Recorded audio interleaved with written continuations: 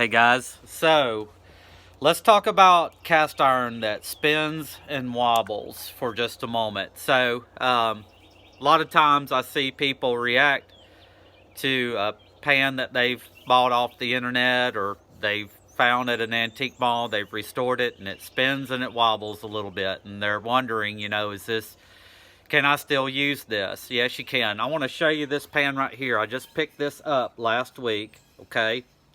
And this is a super nice piece of cast iron, okay? This is a chef skillet made by Birmingham Stove and Range. And it's a piece of cast iron that you just don't see very often. So, of course, when I saw it, I was like, man, I want that piece of iron. Well, I restored it, finished it up yesterday, and it spins a little bit and it wobbles. Now, am I going to throw this thing out? Absolutely not.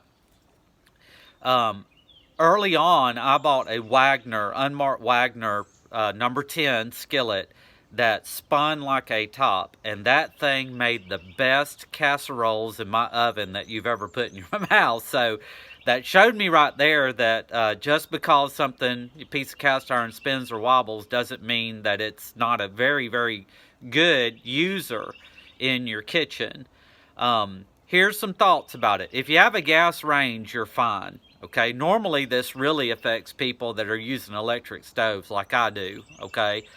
But you can preheat that iron in your oven and then move it to your range to cook on it, all right? That's one way to overcome spin and wobble. You can just relegate that piece of iron to use inside of your oven. Make all your meals in the oven with a spinner or a wobbler, okay?